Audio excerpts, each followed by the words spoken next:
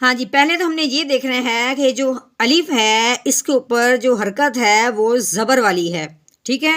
یہ جو زبر ہے یا زیر ہو یا پیش ہو الف کے اوپر آ جائے تو اس الف کو حمزہ بناتے ہیں، اس الف کو الف نہیں رکھتے، ٹھیک ہے۔ اب ہم نے اس الف کو زبر کی وجہ سے حمزہ بنا دیا۔ دوسری بات ہم نے یہ دیکھنی ہے کہ اگلا جو ہے میم کے اوپر شد آ گئی ہے، میم مشدد ہو گیا، یہ جو شد جس کے اوپر آ جاتی ہے اس کو مشدد کر دیتی ہے، یعنی اس کا نام مشدد ہو جاتا ہے۔ اب یہاں پہ اس شد کی وجہ سے اس کو میم مشدد کہیں گے، ٹھیک ہے۔ اب اس شد کی وجہ سے اب ہم نے اس حمزہ کو اس میم کے ساتھ ملانا ہے۔ تیسری بات آپ لوگوں نے یہ بات دھیان رکھنی ہے کہ جب میم اور نون مشدد ہوتے ہیں، میم اور نون پہ شد آ جاتی ہے تو میم اور نون پہ ہمیشہ ہی غنہ کرتے ہیں، ٹھیک ہے۔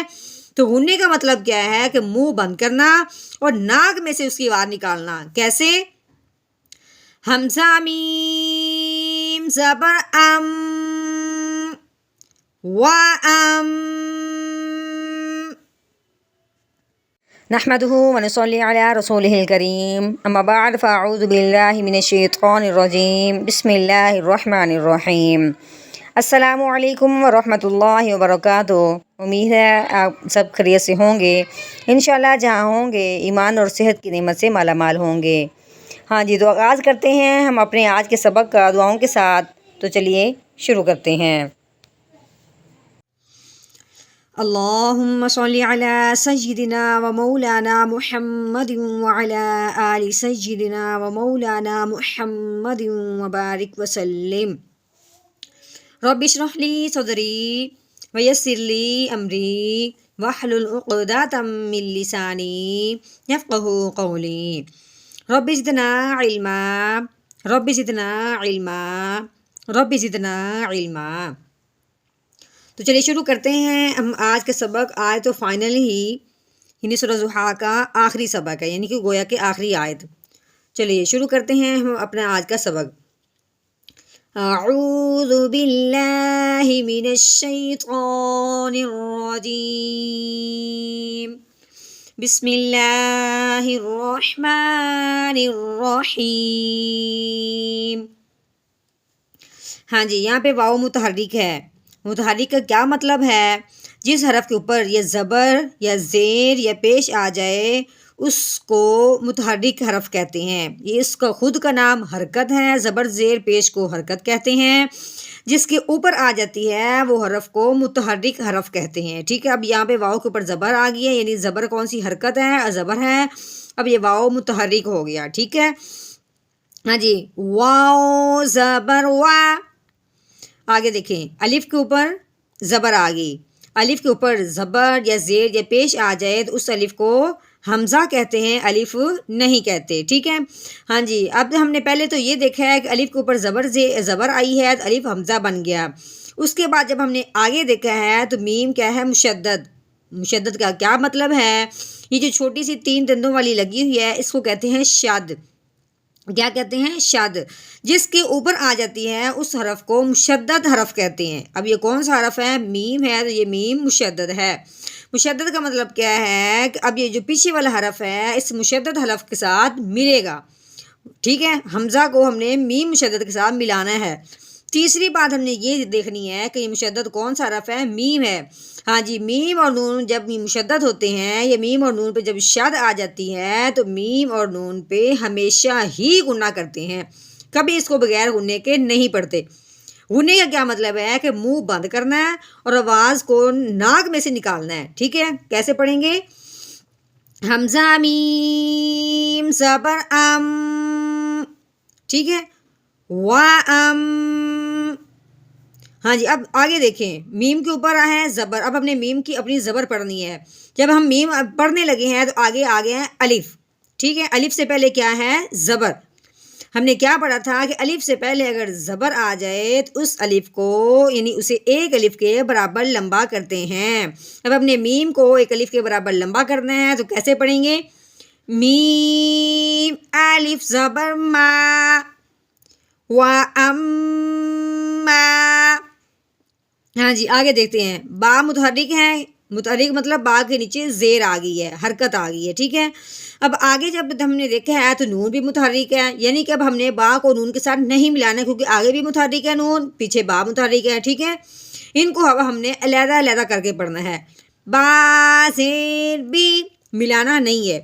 اب جب ہم نون متحرک پڑھنے لگے ہیں کیونکہ نون کے نیچے زیر آ گئی ہے، تو جب ہم نے اس کو دیکھا تو آگے کیا ہے، عین ساکن ہے۔ ساکن مطلب عین کے اوپر کیا آ گئی، جزم۔ یہ جو چھوٹی سی دال نما ہے اس کو جزم کہتے ہیں، جو ٹیڑھی ہے اس کو جزم کہتے ہیں۔ اب جس حرف کے اوپر یہ آ جاتی ہے اس کو ساکن کر دیتی ہے۔ اب یہ عین کے اوپر آئی ہے تو عین کیا ہو گیا، ساکن ہو گیا ہے۔ ہاں جی، جزم جس کے اوپر آتی ہے اس کا مطلب یہ ہوتا ہے کہ پچھلے والا جو حرف ہے وہ اس کے ساتھ ضرور ملے۔ اب یہ عین ساکن ہے جس کا مطلب ہے کہ نون کو ہم نے اب عین کے ساتھ ملانا ہے، عین کی آواز نکالتے ہوئے۔ تو کیسے پڑھیں گے، نون عین زیر نیع، بینیع، ٹھیک ہے۔ اب میم متحرک ہے کیونکہ میم کے اوپر کیا آ گئی ہے، زبر، حرکت ہے، زبر والی حرکت ہے، تو اب ہم نے میم کو پڑھنا ہے۔ تو آگے بھی تا متحرک ہے، اس لیے اب ہم اس کو آپس میں نہیں ملانا۔ میم زبر ما، بینیع ما۔ آگے دیکھیں، آگے ہے گول تا، یعنی یہ گول والی تا ہے۔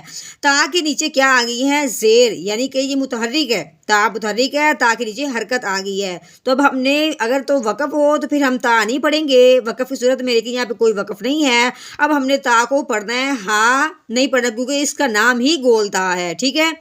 تا زیر تی، بینیع ماتی، ٹھیک ہے۔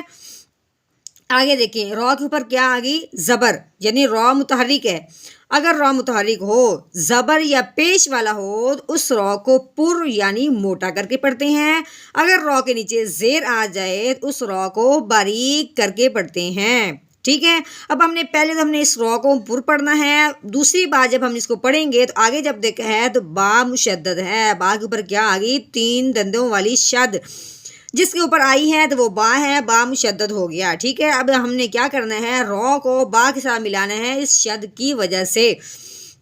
ہاں جی، تو ہم نے کیا کرنا ہے، یہ دوسری بات یہ بھی ذہن میں رکھنی ہے، جو با یعنی شد جس کے اوپر بھی آتی ہے، اب تو یہ با کے اوپر ہے لیکن یہ جب بھی کسی کے اوپر بھی آتی ہے تو اس کو جماؤ اور ٹھہراؤ کے ساتھ پڑھتے ہیں، یعنی کہ دبا کے۔ کیسے پڑھیں گے، روبا زبر روب، ایسے دبائیں گے، روب، با زیر بی، روب بی، ٹھیک ہو گیا۔ ہاں جی، آگے کاف، کاف متحرک ہے کیونکہ کاف کے اوپر حرکت کون سی ہے، زبر والی، کاف زبر کا، روب بی کا، ٹھیک ہو گیا۔ ہاں جی، آگے دیکھیں، فا متحرک ہے، زبر والا، کیونکہ فا کے اوپر کیا آ گئی، زبر آ گئی ہے۔ آگے ہا بھی متحرک ہے کیونکہ ہا کے اوپر بھی زبر ہے، اب ہم نے اس کو آپس میں نہیں ملانا، ٹھیک ہے۔ فا زبر فا، ہا کو اب ہم نے جب پڑھنا ہے تو آگے جب دیکھا ہے تو آگے دال مشدد ہے، دال کے اوپر چھوٹی سی شد ہے 3 دندوں والی۔ اب دال مشدد ہو گیا اس شد کی وجہ سے، اب اس کا کیا مطلب ہے کہ ہم نے پچھلے والے ہا کو دال مشدد کے ساتھ ملانا ہے، ٹھیک ہے۔ لیکن کیا خیال رکھنا ہے کہ اس کو دبا کے جماؤ اور ٹھہراؤ کے ساتھ پڑھنا ہے، ٹھیک ہے۔ دال زبر حد، فحد، ٹھیک ہے۔ اب ہم نے کیا کرنا ہے، جب دال پڑھنا ہے تو آگے دیکھا ہے سا ساکن ہے، سا کے اوپر چھوٹی سی جزم آ گئی ہے جس کی وجہ سے اب سا ساکن ہو گیا۔ اب ہم نے کیا کرنا ہے، دال کو سا کے ساتھ ملانا ہے، ٹھیک ہے۔ سا کی آواز نکالتے ہوئے سیٹی کی آواز بالکل نہیں نکالنی۔ دال سا زیر دیس، فحدیث، ٹھیک ہے۔ ہاں جی، اب ہم جب اس کو وقف کریں گے تو ہم نے کیا پڑھا ہے کہ وقف کی صورت میں اگر آخر والا حرف ساکن ہو تو اس کو وقف کی صورت میں ساکن ہی رہنے دیتے ہیں، اس میں کچھ تبدیلی نہیں کرتے، ٹھیک ہے۔ آگے وقف، فحدیث، فحدیث، صرف ہم نے اپنے لہجے کا فرق کرنا ہے، ٹھیک ہے۔ چلیے جی، آج ہمارا جو سبق تھا یہی تھا، تو امید ہے کہ آپ کو سبق کی سمجھ بھی آئی ہوگی اور آپ کو اچھا بھی لگا ہوگا۔ چلیے اب ہم روانگی کے ساتھ پڑھتے ہیں، اعوذ باللہ بسم اللہ کے ساتھ۔ جیسے ہم نے سبق کو پہلے توڑ کے ساتھ پڑھا ہے، یعنی اجرا کیا ہے، ویسے ہم نے اعوذ باللہ بھی ویسے پڑھی ہے۔ اب ہم نے روانگی کے ساتھ پڑھنا ہے، آپ کو معلوم ہوگا اعوذ باللہ بسم اللہ روانگی کے ساتھ ہم نے کس طرح پڑھنی ہے، ٹھیک ہے۔ اعوذ باللہ من الشیطان الرجیم، سورۃ الضحیٰ مکیہ، بسم اللہ الرحمن الرحیم، وَأَمَّا بِنِعْمَةِ رَبِّكَ فَحَدِّثْ۔